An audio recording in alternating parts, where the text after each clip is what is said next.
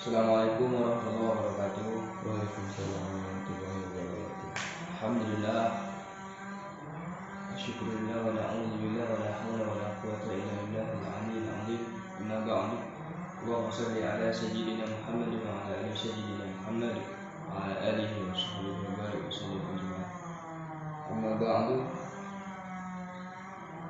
Alhamdulillah, puji syukur pada hari ini kita panjatkan kepada Allah Subhanahu wa taala berkat rahmat, hidayah, inayahnya lah kita dapat melakukan aktivitas belajar kita seperti biasa, dan mudah-mudahan aktivitas kita pada hari ini menjadi aktivitas yang diberkahi oleh Allah Subhanahu wa taala dan diridhoi Allah Subhanahu wa taala. Amin ya rabbal alamin. Baiklah, sebelum kita mulai pada pagi hari ini, marilah kita bersama-sama membaca doa. Dipersilakan kepada ketua kelas untuk memimpin doa pada hari ini.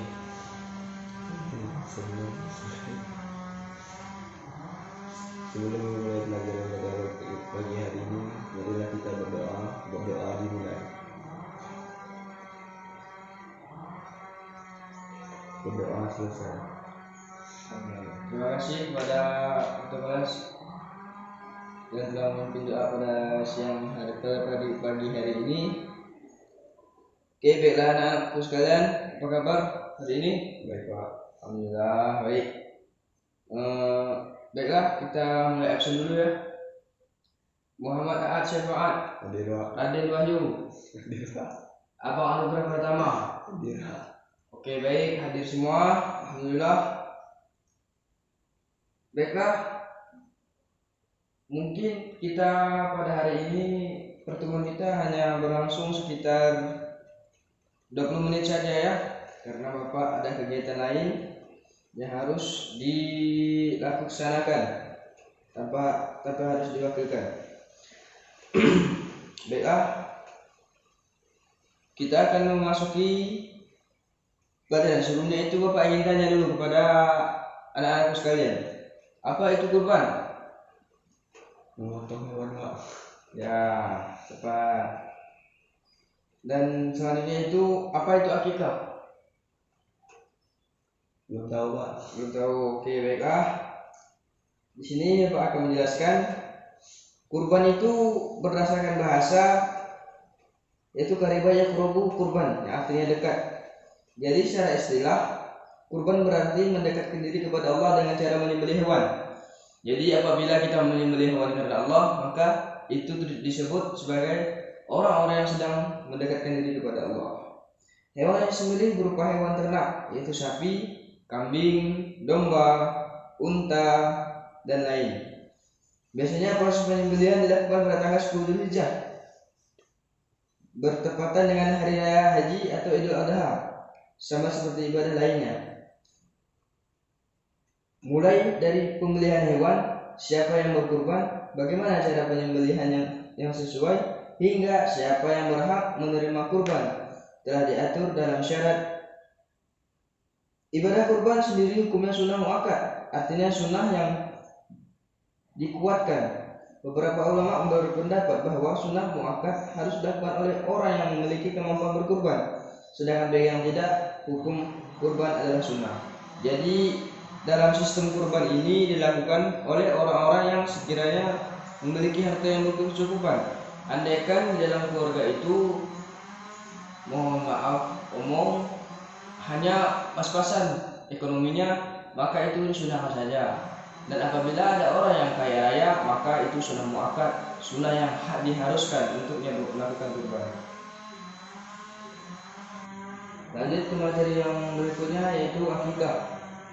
Apa itu akikah? Akikah yang artinya mengakikahkan anak atau menyembelih kambing akikah.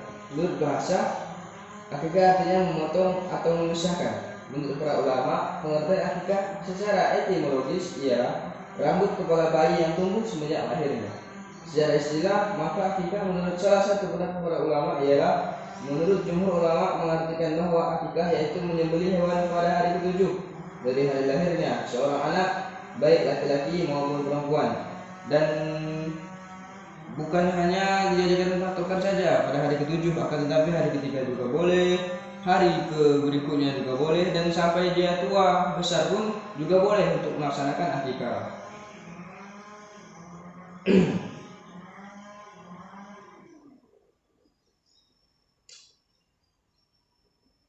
Selain pendapat ulama di atas, Rasulullah SAW juga menjelaskan berkaitan akikah dengan sabdanya.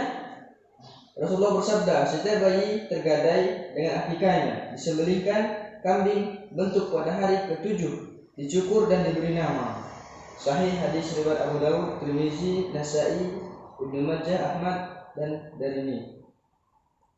Dari uraian di atas dapat tarik kesimpulan bahwa akikah adalah rangkaian kegiatan merayakan kelahiran anak dengan menyembelih hewan bersamaan dengan mencukur rambut kepala anak serta memberikan nama yang dilakukan pada hari ke-7.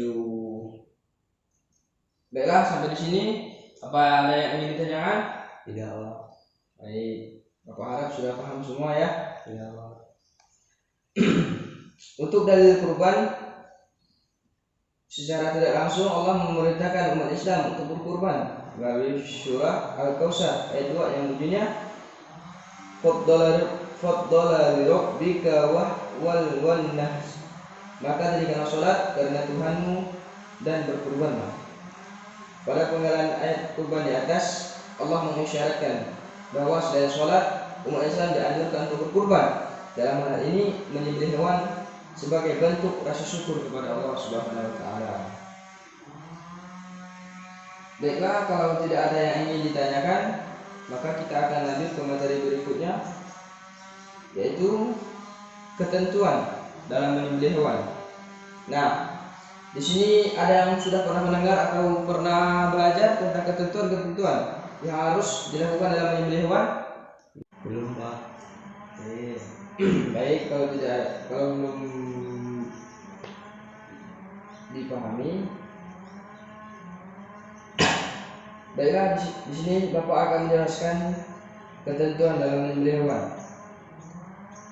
Jadi dalam menyembelih hewan agar menjadi makanan yang halal harus sesuai dengan syariat, yaitu harus sesuai dengan perintah Allah, harus sesuai dengan apa-apa yang diperintahkan Allah dan apa-apa yang dilakukan oleh Nabi besar Muhammad SAW.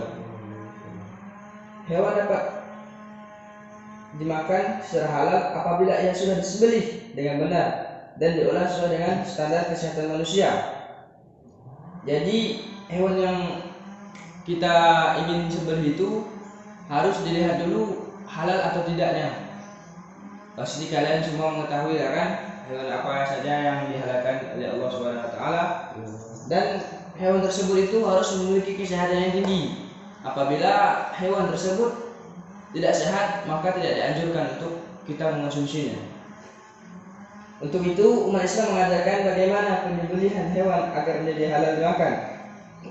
Salah satu syaratnya adalah memotong leher dan urat di leher agar keluar darah dan mudah untuk segera mati. Berikut ini adalah cara penyembelihan hewan sesuai dengan syariat Islam. Poin pertama itu membaca Bismillah. Poin yang kedua membaca sholawat kepada Nabi Muhammad SAW. Allahumma shalli ala sayyidina Muhammad wa ala ali sayyidina Muhammad. Yang ketiga yaitu menghadap ke arah kiblat. Nah, kita harus mengetahui kiblat dulu, baru kita bisa menyembelih hewan yang ingin kita sembelih. Dan yang selanjutnya, poin keempat yaitu membaca takbir 3 kali bersama-sama. Allahu Akbar, Allahu Akbar, Allahu Akbar. Untuk yang poin kelima yaitu berdoa agar kurbannya diterima oleh Allah Subhanahu wa taala. Sedangkan berdoa agar kurbannya diterima oleh Allah Subhanahu wa taala. Untuk doanya tersebut yaitu inni wajjahtu wajhiya lilladzi fataras samawati wal arda hanifan musliman wa ana minal musyrikin. Sedangkan rukun penyembelihan kurban harus mencakup 4 hal. Di sini ada yang mengetahui apa saja rukun penyembelihan kurban? Tidak, Pak. Baiklah, kalau tidak ada ya. Poin yang pertama, rukun penyembelihan kurban harus mencakup 4 hal. Yang pertama yaitu dzahbu, pekerjaan menyembelih. Jadi memang orang tersebut itu memang pekerjaannya itu tukang sembelih dan tidak diragukan lagi sembelihannya tersebut. Yang kedua yaitu zabih, orang yang menyembelih. Yang ketiga hewan yang disembelih. Yang keempat alat menyembelih. Nah, alat yang menyembelih itu seperti pisau atau benda-benda tajam yang bisa mematikan hewan tersebut tanpa harus melihatnya tersiksa karena kesakitan. Proses penyembelihan kurban itu diawali dengan memotong bagian hukum jalan nafas, kalau di kita ini tenggorokan, kerongkongan, dan mari jalan makanan. Nah kan, itu pun dengan syarat jika hewan kurban berkategori makdur atau bisa dikendalikan. Nah, kalau seandainya hewan tersebut jinak atau mudah untuk dikendalikan, maka enak saja kita untuk menyembelihnya. Dalam penyembelihan hewan kurban, seseorang tidak boleh menggunakan sembarang alat yang dapat menyiksa hewan tersebut. Nah, kita tidak boleh memakai pisau tumpul, parang tumpul, atau segala benda yang tumpul yang dapat menyiksa hewan tersebut. Disyariatkan alat menyembelih hewan kurban berupa sesuatu yang tajam yang bisa melukai selain tulang belulang. Nah, dari ketentuan tersebut, apakah ada yang ingin ditanyakan? Tidak ada ya. Baiklah, Bapak akan lanjut lagi. Yang materi berikutnya yaitu menerima atau meyakini perintah berkurban dan akikah serta mengambil hikmahnya.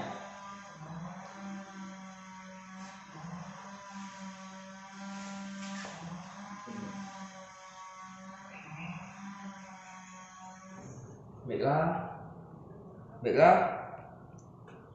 Kalau belum ada pertanyaan, maka Bapak akan melanjutkan materi kita. Dan mungkin pertanyaan-pertanyaan, kalau yang tidak ada bertanya, maka Bapak pada akhir materi nanti akan bertanya kepada kalian semua. Jadi kalian harus mempersiapkannya, oke? Baiklah, lanjut ke materi berikutnya, yaitu menerima atau meyakini perintah berkurban dan akikah serta mengambil hikmahnya. Untuk yang pertama yaitu mendekatkan diri kepada Allah Subhanahu wa taala. Jadi mengenal peristiwa besar yang dialami Nabi Ibrahim alaihissalam dan putranya Nabi Ismail alaihissalam dalam rangka mentaati perintah Allah Subhanahu wa taala. Di sini apakah pernah mendengar cerita Nabi Ibrahim alaihissalam yang tentang berkurban kepada anaknya? Baik, Bapak ulangi lagi ya cerita tersebut. Jadi pada suatu hari Nabi Ibrahim alaihissalam itu mendapatkan mimpi. Dia diperintahkan oleh Allah untuk menyembelih anaknya. Jadi selama 3 hari itu mimpinya itu terus lain dari kita. Kalau kita ini mimpinya itu banyak, kalau bahasa Bapak itu banyak mengamput, banyak pembualan. Nah, tapi kalau mimpinya Nabi ini ialah perintah atau hal-hal yang harus dilakukan. Jadi pada saat itu Nabi Ibrahim alaihissalam bermimpi selama 3 malam berturut-turut. Dia diperintahkan untuk menyembelih anaknya. Jadi dengan lapang dada Nabi Ibrahim pun memanggil Ismail. Wahai Ismail, ayahmu ini telah mendapatkan mimpi bahwa Allah memerintahkan untuk menyembelihmu. Dan apa jawaban dari Nabi Ismail alaihissalam? Kalau itu memang perintah Allah dan kebaikan untuk ayah dan umat-umat lainnya, maka aku siap ayah. Masya Allah, sungguh mulia sekali hati Nabi Ismail alaihissalam. Coba anak-anak lain disuruh disembelih, mungkin menolak mentah-mentah terhadap ayahnya, tapi tidak untuk Nabi Ismail, karena anak yang mulia ini ialah anak yang penuh rahmat dan memberikan suatu kebaikan untuk umat-umatnya. Karena itu kita sebagai umat Nabi belum ya, Jadi setelah berbincang-bincang dengan Ismail, dan akhirnya Nabi Ibrahim pun membawa Nabi Ismail ke atas batu dan yang akan untuk dieksekusi. Akan tetapi setelah Nabi Ismail berbaring, datang lagi dari Allah Subhanahu wa taala, dan Nabi Ismail pun diganti dengan seekor domba, yang mana domba tersebut itu seperti apa yang disyariatkan oleh Allah pada poin yang pertama tadi dalam berkurban. Jadi Nabi Ismail pun disembelih, dan kurban tersebut ini menjadi suatu kebiasaan atau suatu keharusan yang harus dilakukan oleh umat Islam. Karena itu kita sebagai umat Nabi Muhammad SAW yang juga sedapat mungkin meneladani ketaatan Nabi Ibrahim beserta Ismail tersebut dalam rangka lebih mendekatkan diri kepada Allah Subhanahu wa taala. Untuk poin yang kedua yaitu agar umat Islam banyak mengingat Allah dengan mengagungkan dan memuji nama Allah Subhanahu wa taala bersamaan dengan melakukan penyembelihan hewan kurban itu. Daging hewan kurban kemudian dapat dinikmati bersama-sama antara yang berkurban dan orang-orang lain yang menerima bagian daging tersebut. Jadi jangan apabila kita menjadi panitia kurban, jangan jadikan kita panitia itu sebagai untuk memperkaya diri. Contohnya ini makam umum, misalnya ada orang yang berkurban, terus kita panitianya dan dagingnya itu lebih, terus dioper disuplai ke rumah kita, maka itu tidak boleh.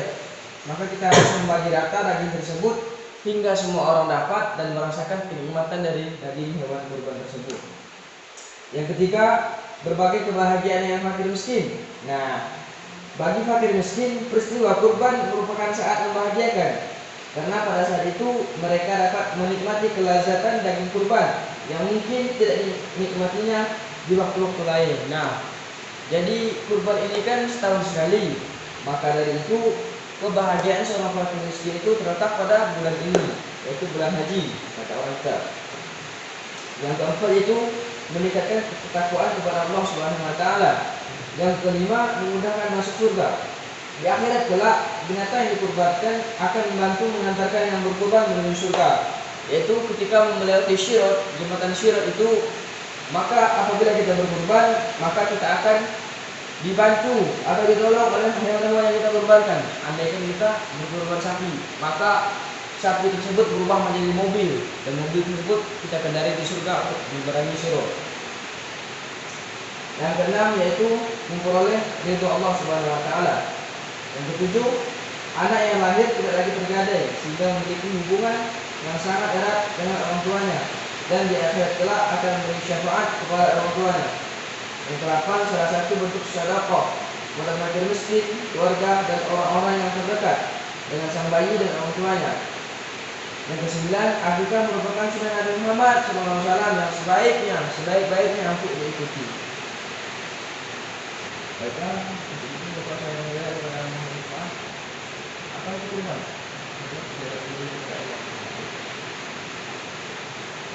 Baiklah, jika itu ada yang ingin ditanyakan? Tidak. Baik, kalau begitu Bapak akan bertanya kepada Muhammad Syafaat. Ya. Apa itu kurban? Kurban adalah mendekatkan diri kepada Allah Subhanahu wa taala. Baik, Bapak kira sudah paham semuanya ya di sini ya? Sudah, Pak. Baik, untuk itu mungkin waktu kita sekarang tinggal 3 menit lagi, dan Bapak harap untuk pertemuan berikutnya semoga kita selalu diberikan kesehatan, hidayah oleh Allah Subhanahu wa taala agar tetap terus melakukan pelajaran ini sehingga kalian bisa memahami, mengerti dan terlebih lagi bisa mengamalkan untuk di daerah kalian atau di kampung kalian. Baiklah, apakah betul sudah paham semua di sini? Sudah, Pak.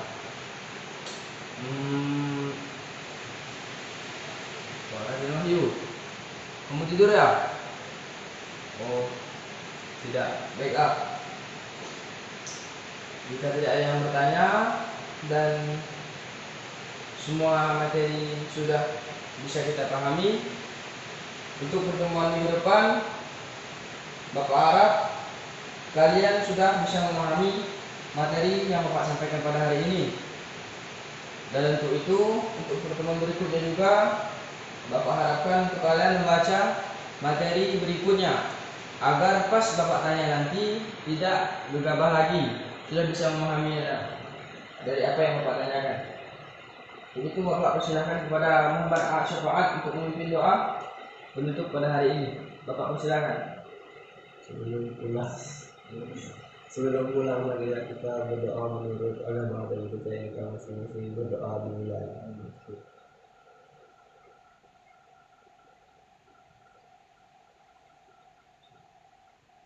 Berdoa selesai. Baiklah anak-anakku sekalian, semoga doa kita pada hari ini dijawab oleh Allah dan Subhanahu wa taala, dan kita dalam keadaan pulang sampai ke rumah dalam keadaan sehat walafiat. Mungkin hanya ini yang bisa Bapak sampaikan. Kurang lebihnya mohon maaf apabila ada tutur kata yang Bapak kurang berkenan di hati kalian. Mohon maaf sebesar-besarnya. Dan pesan Bapak untuk minggu depan tetap rajin belajar agar nilai kalian itu bagus dan juga kalian bisa mengamalkan ilmu kalian itu dengan baik dan benar. Begitu Pak Akhli.